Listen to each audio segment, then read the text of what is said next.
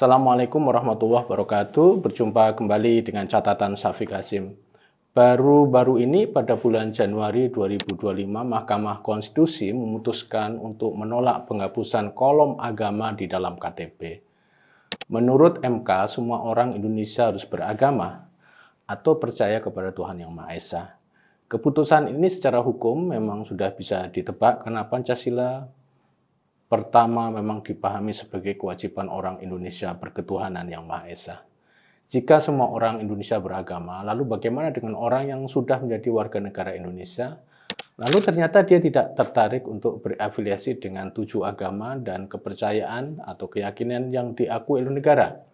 Apakah orang seperti ini harus dikeluarkan dari Indonesia atau harus dicabut kewarganegaranya dari Indonesia menjadi non-Indonesia atau bagaimana? Saya melihat bahwa keputusan MK ini menarik untuk dibaca lewat perkembangan akhir-akhir ini yang terkait dengan orang-orang yang tidak beragama atau dalam bahasa lain disebut ateis atau irreligion. Ya, mungkin harus sedikit memberikan catatan di sini antara ateis dan tidak beragama. Kalau ateis itu teistiknya menjadi masalah. Bisa jadi orang beragama itu tidak percaya agama, namun percaya kepada Tuhan. Bagaimana itu bisa terjadi? Orang tidak beragama namun masih percaya kepada Tuhan karena bagi mereka agama itu adalah birokratisasi dan pelembagaan Tuhan. Tuhan yang begitu luas dan unlimited serta unrestricted justru dibatasi oleh agama-agama yang ada. Bagi orang-orang seperti agama justru mereka lihat sebagai halangan untuk orang berhubungan dan menjadi atau mengabdi kepada Tuhan. Orang seperti ini tidak ateis karena mereka percaya pada Tuhan, namun tidak mau dibatasi oleh agama. Bisa saja orang ini adalah teistik dan spiritualis. Namun di Indonesia, berdasarkan keputusan MK di atas, justru menyamakan antara orang beragama dengan orang berketuhanan. Orang yang tak beragama itu disamakan dengan ateis. Sementara Pancasila itu bukan menyebut agama, namun menyebutkan ketuhanan Yang Maha Esa.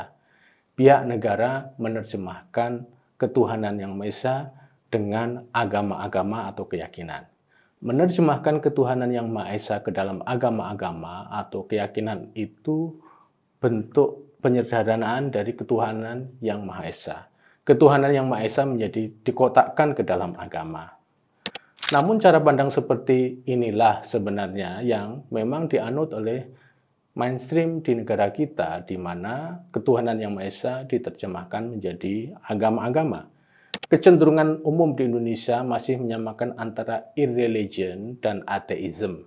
Artinya irreligion itu tidak mau masuk dalam agama-agama, namun masih percaya Tuhan bisa jadi, tapi ateism itu tidak percaya pada Tuhan, namun bisa jadi mereka percaya pada agama.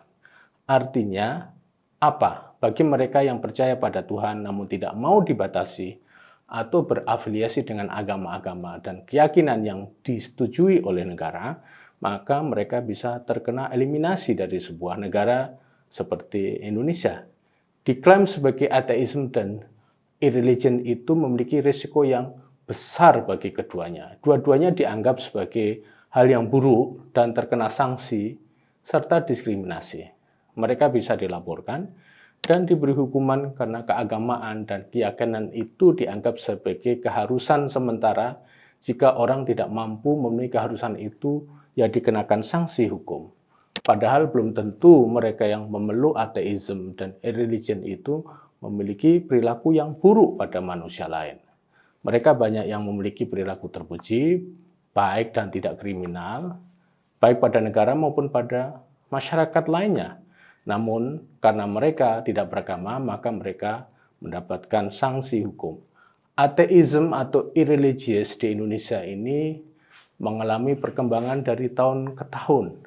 Memang belum terdapat angka statistik yang menunjukkan berapa banyak sih mereka ini, namun mereka pasti berkembang dan jumlah mereka saya kira naik terus. Mereka yang ketahuan sangat sedikit karena begitu mereka mengaku di publik maka mereka akan terkena hukuman. Di Eropa sendiri, tren dunia 20% penduduk menyatakan ateis dan irreligious. Di Prancis lebih tinggi lagi, persentase mereka mencapai 40%. Mungkin di Indonesia tidak setinggi itu, namun cukup berkembang. Jumlah kaum ateis dan irreligious pada masa-masa mendatang nampaknya akan terus berkembang sesuai dengan perkembangan zaman yang semakin menantang. Menurut studi prediktif pada kehidupan keberagamaan di Amerika, dinyatakan bahwa nanti menjelang 2042, jumlah kelompok ateis Amerika akan naik menjadi 47%. Perlu diketahui bahwa 100 riset tentang ateisme di dunia ini kebanyakan dilakukan dalam konteks Amerika. Di dunia Islam sendiri, riset berapa jumlah kaum ateis masih sangat jarang dilakukan. Dulu dalam sejarah Islam, masa lalu ada sekelompok orang yang disebut dengan istilah Dahriyin. Mereka ini percaya pada dahar perjalanan waktu. Mereka ini yakin jika yang abadi adalah waktu, bukan Tuhan. Kelompok ini diperangi oleh kalangan mutakallimin atau mereka yang berbicara tentang wacana perdebatan teologi Islam. Imam Al-Ghazali, kemudian Imam Qasim bin Ibrahim, sangat menolak mereka kaum ateis. Selain Dahriyin, ada juga kelompok yang disebut dengan istilah Azaliyin. Azaliyin ini adalah mereka yang percaya pada keabadian kosmos. Ada juga kelompok yang disebut Mulhid atau Ilhad, yakni mereka yang percaya pada heresi. Ibnu Rwandi dan Ar-Razi adalah sosok masa lalu yang sering dikaitkan dengan Dahriyin atau Mulhidin. Bagi kaum Dahriyin, Azaliyin, Mulhidin, dan lain sebagainya, ini dalam perspektif kekinian bisa dimasukkan dalam definisi ateisme yang dalam konteks kenegaraan masa kini yang melarang ateisme bisa dikenai sanksi seperti Indonesia dan negara-negara Islam pada umumnya. Bagaimana di dalam sejarah Islam dan dunia Islam, boleh tidak seseorang itu tidak memiliki agama atau memiliki agama tapi misalnya dia satu agama atau keyakinan saja yang mereka yakini namun lebih dari satu. Bagaimana dengan mereka pada masa pemerintahan Islam klasik? Menariknya mereka masih bisa hidup dalam tatanan pemerintahan Islam klasik. Dunia peradaban Islam masa lalu tidak selalu memberikan sanksi pada warga negara mereka yang tidak memiliki agama. Tidak hanya kaum ateis, kaum paganistik juga hidup pada masa dinasti Umayyah dan Abbasiyah. Mereka bahkan ada yang menjadi elit di kerajaan-kerajaan Umayyah dan Abbasiyah dengan profesi mereka sebagai penerjemah naskah-naskah Yunani tentang filsafat dan ilmu pengetahuan ke dalam bahasa Arab. Murtad beda lagi. Murtad adalah kekecualian karena murtad ini hal yang memang dipahami secara berbeda. Mereka yang melakukan murtad zaman dulu mendapat hukuman bunuh karena mereka pindah dan meninggalkan Islam. Sebagai catatan, keputusan MK mengharuskan orang Indonesia punya agama, namun pada kenyataannya yang terjadi peningkatan jumlah orang-orang yang tidak memiliki agama dan keyakinan itu nampak. Bagaimana nasib mereka? Demikian, wassalamualaikum warahmatullahi wabarakatuh.